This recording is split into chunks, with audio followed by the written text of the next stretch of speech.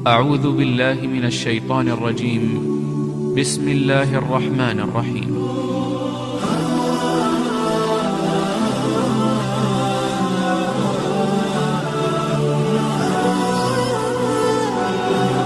Masjid Al-Aqsa adalah nama dari keseluruhan kompleks yang dikelilingi oleh tembok. Sedangkan Kubah Sokro atau Kubah Emas adalah salah satu bangunan yang berdiri di kompleks tersebut. Tepatnya berada di bagian tengah kompleks. Bersama Masjid Al-Qibli, Kubah Sokro merupakan bangunan utama dalam Masjid Al-Aqsa, dan kerap menjadi lambang yang mewakili keseluruhan kompleks ini.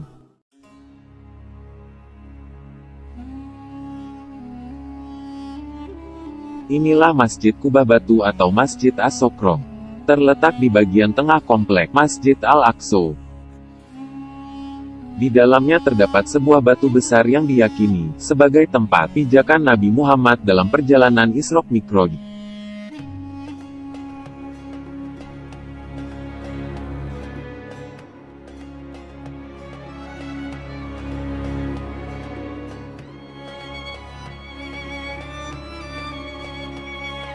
Pada masa Nabi Muhammad SAW sendiri, Masjidil Aqsa tidaklah seperti saat ini. Pada masa itu, Yerusalem dikuasai oleh orang-orang Kristen Bizantium. Masjidil Aqsa tidak terurus dan hanya merupakan sisa-sisa reruntuhan bangunan.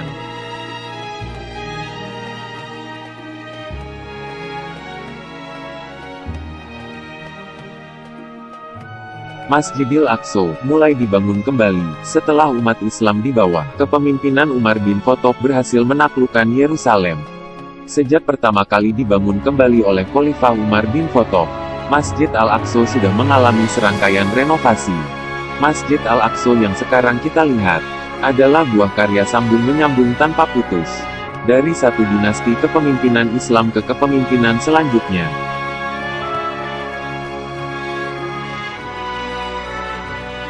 Pada permukaan batu besar inilah dipercaya oleh umat Islam menjadi batu pijakan Nabi Muhammad SAW saat perjalanannya ke langit.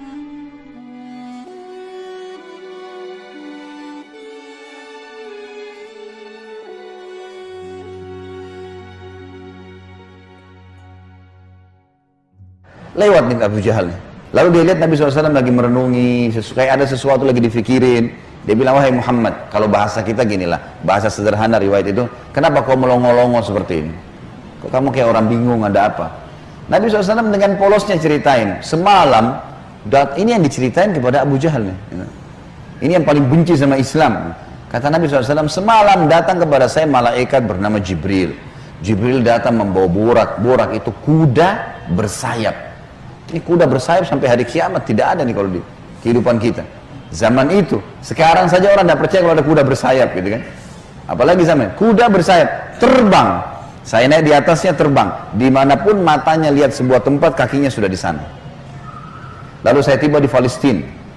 Turun di Masjid Aqsa, saya sholat. Saya imami para nabi-nabi. Nabi-nabi ini 120.000 orang. Bagaimana bisa? Allahu a'lam. Nabi sampaikan, saya imam. Lalu kemudian saya naik di atas burak, saya mi'raj ke langit. Di langit pertama ketemu dengan Adam, langit kedua ketemu dengan Nabi yang bersaudara sepupu, Isa dan Yahya. Langit ketiga ketemu dengan Idris, langit keempat ketemu dengan Yusuf, langit kelima ketemu dengan Harun, keenam Musa, ketujuh Ibrahim alaihissalam. Tentu kisah Isra Mi'raj panjang ya, karena perjalanan antara Mekah ke Palestina itu selama perjalanan Nabi SAW diperlihatkan tentang jenis-jenis azab kubur. Saya nggak ceritain di sini. Yang jelas Nabi SAW ceritain semua tuh, apapun yang terjadi, saya ringkaskan saja. Kemudian waktu Mi'raj ke langit, Nabi SAW ketemu dengan Nabi-Nabi lalu ngobrol. Sempat ngobrol sama Adam, ngobrol sama Yahya dan Isa, ngobrol sama Yusuf, sama Idris, sama Harun, sama Musa, sama Ibrahim alaihissalam. Tapi yang masyhur riwayat adalah Nabi SAW banyak berbicara dengan Musa. Pada saat menerima waktu 50 waktu sholat, beliau turun. Di langit ketujuh Ibrahim tidak ngomong, langit keenam Musa tahan. Lalu bertanya, berapa yang diperintahkan umatmu hai Muhammad? Berapa yang Allah perintahkan? Kata Nabi SAW, 50 waktu sholat. Minta keringanan, umatmu tidak bisa. Lalu kemudian Nabi SAW kembali. Minta, diringankan 5, jadi sisa 45. Ditahan lagi sama Musa. Musa berkata, berapa hai Muhammad? Kata Nabi SAW, 45. Masih berat, minta ringankan. Terus saja Musa alaihissalam menahan Nabi SAW 5 sampai sisa 5 nih. Yang kayak kita kerjain sekarang. Itu pun Musa masih bilang minta keringanan. Bayangkan Bapak Ibu sekalian kalau 50 waktu sholat per 15 menit azan. Siap nggak? Ini aja 5 waktu sholat sudah ngos-ngosan gitu. Safnya kadang-kadang sholatnya cuma imam sama muazzinnya saja gitu. Yang jelas Nabi Musa alaihissalam seperti itulah kisahnya. Sampai sisa 5 lalu Nabi SAW mengatakan saya sudah malu dengan Tuhanku. Bolak-balik terus gitu kan. Maka terdengar suara dari langit, Allah berfirman, hai Muhammad, dia 5 waktu sholat tapi pahalanya 50 waktu sholat. Karena setiap umat Muhammad SAW kalau berbuat satu kebaikan dilipat gandakan 10 kali lipat. Ringkas cerita adalah Nabi SAW mengatakan saya balik ke Mekah, saya balik ke Palestina, lalu balik ke Mekah. Tentu kisah ini cuma pendek yang saya sampaikan. Kisahnya ini mungkin 10-20 kali lipat lebih panjang daripada ini. Karena panjang lebar. Yang jelas Abu Jahal waktu dengar itu melongo, diam, langsung dia katakan waktu sudah selesai, hai Muhammad, kau menempuh perjalanan Mekah Palestina yang kami tempuh dengan kecepatan kuda terbaik kami sebulan, pulang juga sebulan, 2 bulan dalam 1 malam. Kata Nabi SAW dengan penuh keyakinan, iya. Abu Jahal dengan semangat mengatakan, hai Muhammad, kau mau ceritain tidak ke orang Mekah kalau saya kumpulin mereka? Kata Nabi SAW, iya. Nah emang mesti diceritain kan? Bagi Abu Jahal ini gila nih, nggak masuk di akal udah. Kuda terbang, bersayap, pergi ke Palestina perjalanan sebulan. Sama kalau kita sekarang di masjid ini ada yang bilang, tadi Bapak Ibu sekalian saya jam 8 pagi take off dari Jakarta ke Jeddah, sekarang sudah tiba lagi dari Jeddah. Percaya nggak kira-kira? 9 jam pergi, 9 jam pulang. Ada pesawat loh ya. Bagaimana zaman dulu? Sebulan pergi, 9 bulan, 1 malam, bayangkan. Dan ini juga sebuah pelajaran Bapak Ibu sekalian, tidak gampang menjadi sahabat Nabi. Bapak Ibu harus bersyukur, saya sangat bersyukur kita lahir sekarang. Betul sahabat punya fadilah, tapi kalau kita hidup zaman dulu kita bisa seperti Abu Jahal. Susah jadi seperti Abu Bakar tuh, nggak gampang. Ada orang di kampung padang pasir buta huruf ngaku Nabi. Coba, beriman nggak kira-kira? Kita sekarang sudah lahir, orang tua kita sudah muslim, Quran sudah lengkap, masjid banyak, banyak dai-dai bisa nyampein dalam bahasa kita. Kalau zaman dulu berat sekali tuh. Baiklah. Abu Jahal bilang, wahai Muhammad, kau mau ceritain? Kata Nabi SAW, iya. Dipegang tangan Nabi SAW oleh Abu Jahal, dibawa ke sebuah bukit namanya Bukit Abi Kubais. Bukit ini Bapak Ibu sekalian, dulu di zaman itu ada di sebelahnya Safa dan Marwah. Ini khusus untuk iklan saja. Orang naik ke atasnya, dan yang boleh naik cuma budak. Ada satu budak ditugasin, dia cuma dia. Yang lain nggak boleh naik. Kalau naik dipenggal nih, nggak boleh. Ini khusus berita penting. Seperti kalau ada yang mau serang Mekah, atau ada kepala suku yang mati, ada anak kepala suku yang lahir, seperti itulah. Abu Jahal naik ke atas Bukit Abi Kubais bersama Nabi SAW. Waktu orang-orang lihat ada 2 orang. Pertama kali dalam sejarah Mekah, Bukit Abi Kubais dinaiki oleh 2 orang, dan mereka kaget di atasnya raja mereka Abu Jahal, dan yang satu adalah Nabi Muhammad SAW, orang terpercayanya Mekah. Ini ada apa nih? Maka orang-orang kafir kumpul karena Abu Jahal, orang-orang beriman kumpul karena Nabi Muhammad SAW. Waktu mereka sudah kumpul, Abu Jahal bilang, wahai masyarakat Mekah, dengarkan baik-baik apa yang Muhammad mau sampaikan.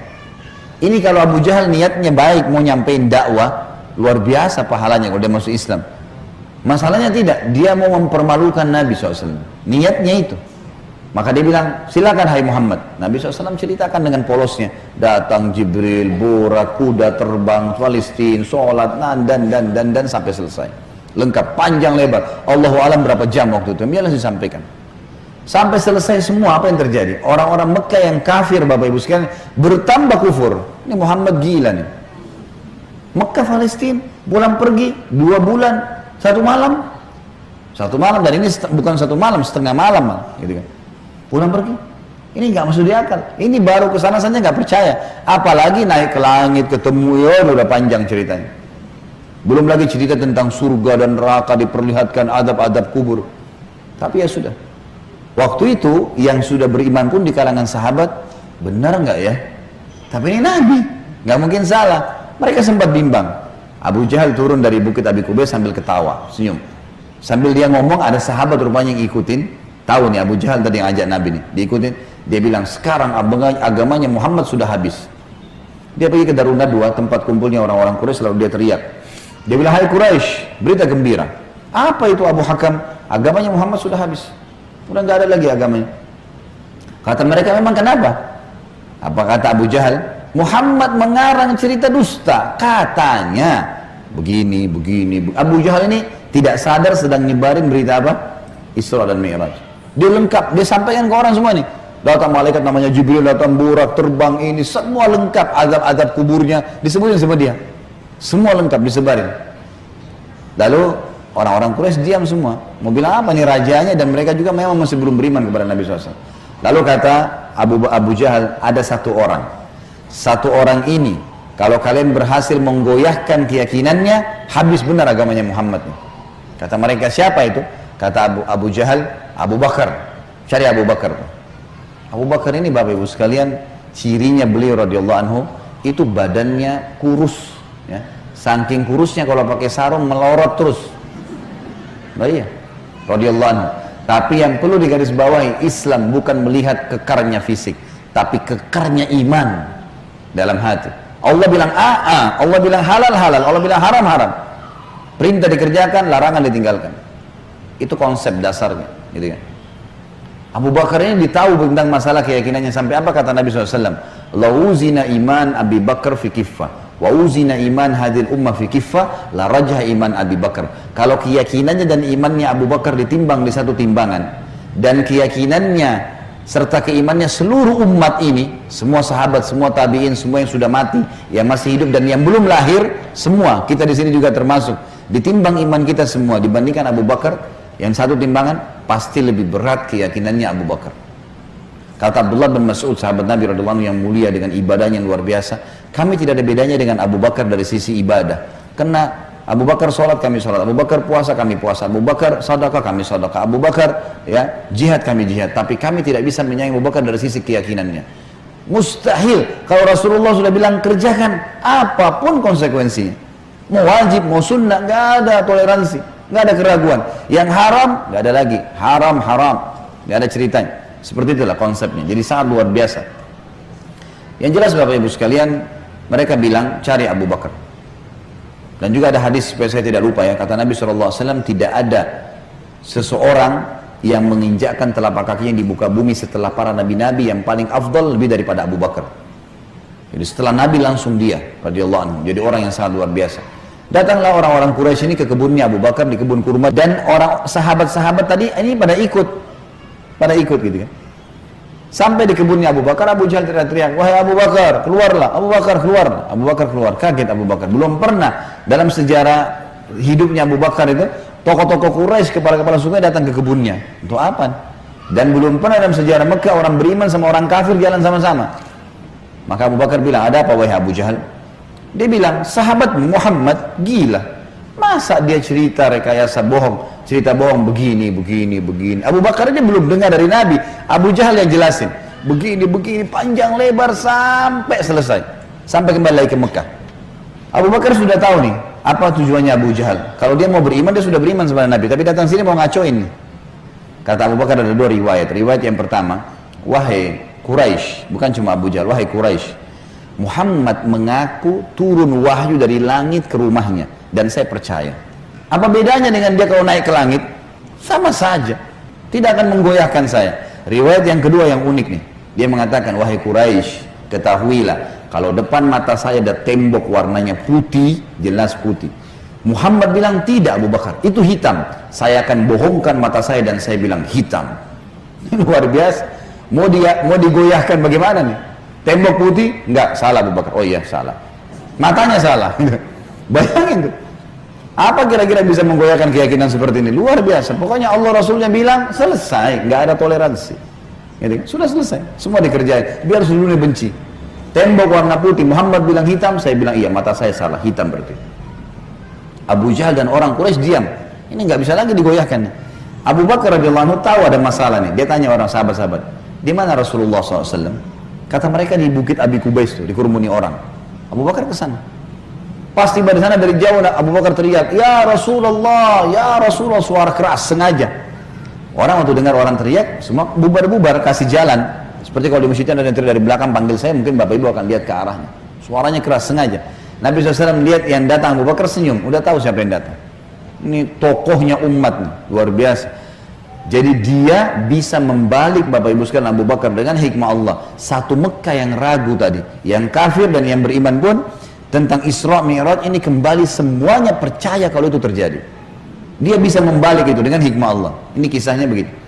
Abu Bakar lalu mengatakan, "Ya Rasulullah," dengan suara keras, "Abu Jahal datang ke kebun saya dan berkata, kalau anda menceritakan begini, diceritain semua sambil jalan sambil ngobrol nih, sambil bicara. Jadi orang pada makin nyebar nih berita Isra Mi'raj. Ternyata Abu Bakar sudah dengar sampai selesai. Pas tiba naik di Bukit Abi Kubais sebelah Nabi SAW, Abu Bakar teriak dengan suara keras, "Benarkah ya Rasulullah?" Ini pertanyaannya. Dan di sini Abu Bakar tadi di kebunnya ingin meredam kekufurannya orang-orang kafir, sudah berhenti gara-gara tembok putih jadi hitam tadi. Kemudian dia sekarang ingin mengembalikan imannya para sahabat yang sudah kendor nih. Waktu Nabi SAW sudah dekat dengan beliau, lalu dia mengatakan, "Benar kayak Rasulullah?" Kata Nabi SAW, "Benar wahai Abu Bakar." Abu Bakar teriak dengan suara keras, "Anda pasti benar." Kalimat "Anda pasti benar" membuat sahabat semua, "Iya ya, ini Rasulullah, kok nggak mungkin salah." Kembali iman mereka lagi semuanya gitu kan. Lalu Abu Bakar ingin membuat satu Mekah yakin Isra Mi'raj. Apa yang dia lakukan? Dia bilang, "Ya Rasulullah, saya mau minta satu hal, bisa?" Kata Nabi SAW, "Silahkan Abu Bakar." Di sini di Mekah, satu Mekah, semua tahu Anda belum pernah ke Palestina. Belum pernah ke Palestina. Dan di Mekah ini ada tokoh-tokoh Quraisy, bukan orang biasa, kepala-kepala sukunya, yang selalu bolak-balik Palestina. Yang Allah sebutkan, "Rihlatas syita'i was saif." Musim dingin dan musim panas, rekreasi mereka itu ke Palestina dan ke Yaman. Tiap hari mereka menghafal tuh Palestina, pintu gerbangnya, jalannya, pasarnya, semua dikenal. Bahkan mereka tahu warnanya segala. Apakah Anda bersedia ya Rasulullah kalau saya panggil mereka, Anda menceritakan apa yang Anda lihat di sana? Pintu gerbangnya, jalannya, bentuk-bentuk rumahnya, apa saja. Kata Nabi SAW, tentu saja. Lalu Abu Bakar panggil orang-orang Quraisy, "Wahai tokoh-tokoh Quraisy, kumpullah." Dipanggil semua, kumpullah. Datang Abu Jahal grup nih sama teman-temannya semua. Tiba di situ kata Abu Bakar, "Hai Quraisy, Muhammad akan menceritakan sesuatu pada kalian tentang Palestina. Kalian semua tahu Muhammad belum pernah ke Palestina.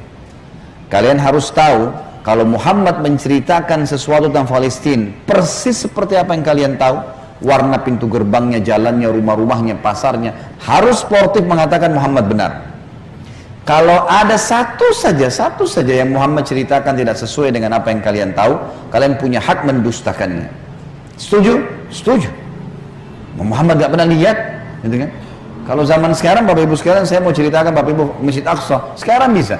Tinggal pakai foto satelit, keramik yang pecah pun saya bisa ceritain. Ini keramiknya ada yang pecah, yang kesekian dari tiang sini, bisa dilihat. Imamnya lagi sholat, bisa kelihatan. Zaman dulu bagaimana? Harus lihat dengan mata kepala, nggak mungkin tidak. Kata Quraisy, "Baik, kami setuju." Kata Abu Bakar, "Silakan ya Rasulullah." Dalam penutupan hadis Bukhari, kata Nabi SAW, Allah Azza wa Jal membukakan Palestina di depan mata saya, seperti saya lagi lihat.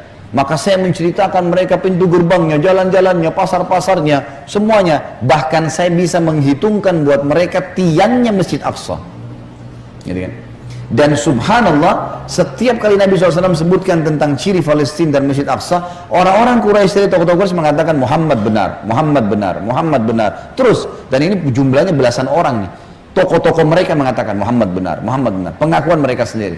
Ini nggak dusta, ini benar. Betul jalannya begini, betul rumahnya begini, betul pasarnya begini, betul Masjid Aqsa begini. Mereka akuin sendiri. Maka gara-gara kasus itu, satu Mekah jadi percaya Isra Mi'raj. Baik, Abu Bakar sudah selesai ini perannya. Sahabat sudah kembali imannya, orang-orang kafir sudah tidak jadi lagi bisa membatalkan keimanannya Nabi SAW dan agamanya. Maka Nabi SAW ingin menutup Isra Mi'raj dengan kejadian yang luar biasa. Kata Nabi SAW, "Wahai Quraisy, ada satu bukti lagi. Kalau kalian yakin dengan bukti itu, kalian akan beriman pada saya. Kalau kalian tidak yakin, kalian tidak akan beriman selamanya." Kata mereka, "Apa itu hai Muhammad?"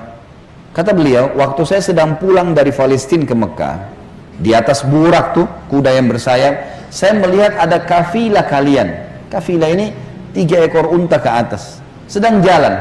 Jumlahnya sekian belas unta, di atasnya ada fulan, orang-orang Quraisy. Fulan, dan unta yang paling depan, unta berwarna putih, di lehernya ada kain warna merah. Di tengah-tengah lembah, mereka sempat kehilangan unta dan saya lihat unta mereka. Lalu saya teriak, wahai Quraisy, unta kalian di lembah fulan. Karena Nabi kenal semua nih siapa yang ada di situ. Orang-orang Quraisy, tokoh-tokohnya. Ada lembah fulan, ambillah. Maka mereka mengikuti suara saya dan mereka menemukan unta mereka. Kafilah itu 2 hari lagi sampai di Mekah. Tanya pada mereka. Ini detail sekali nih. Kalau sekarang orang dari Bandung ke Jakarta, saya mau tahu mobilnya di mana, saya bisa ikutin. Seperti tadi. Ada kamera, ada satelit, canggih. Zaman dulu bagaimana caranya ceritain kecuali kalau lihat dengan mata kepala. Ini bukti real. Setelah 2 hari Bapak Ibu sekalian, satu kota Mekah, perempuannya, laki-lakinya, orang tua, anak-anak yang kafir, yang beriman, semua kumpul. Di pintu gerbang Mekah namanya pintu Bani Syaibah, suku Syaibah. Mereka kumpul semua, mereka nunggu nih, benar tidak di kafilah? Ditunggu ini sudah heboh satu Mekah nih. Subhanallah, menjelang waktu duhur, lewat betul tuh kafilah. Persis seperti yang Nabi ceritain. Jumlah untanya, nama orang-orangnya, unta paling depan warna putih, di lehernya ada kain merah. Karena penasaran, orang-orang Quraisy di Mekah ini bilang, hai Quraisy dari kafilah, kalian dari mana? Kata mereka, kami dari Palestina. Lalu bertanya lagi orang Mekah nih, apakah kalian sempat kehilangan unta di tengah jalan? Mereka bilang iya. Lalu apa yang kalian lakukan? Pertanyaan bertubi-tubi nih. Kami mendengarkan suara entah dari mana mengatakan, wahai Quraisy, unta kalian di lembah fulan. Kami ikuti, kami dapat unta kami. Sekarang orang-orang Quraisy di kafilah penasaran, wahai Quraisy Mekah, dari mana kalian tahu nih? Belum satu orang pun di antara kami masuk ke Mekah. Belum ada gosip nih, kok bisa sudah sampai? Belum ada masuk nih. Mereka sepakat mengatakan dari Muhammad. Semua orang mengatakan dari Muhammad. Semenjak itu semuanya percaya Isra Mi'raj terjadi. Ini tanda-tanda yang luar biasa. Makanya Allah turunkan surah nomor 17 khusus namanya surah Al-Isra, menceritakan masalah itu, sebuah keajaiban yang luar biasa, mukjizat Nabi Muhammad sallallahu alaihi wasallam.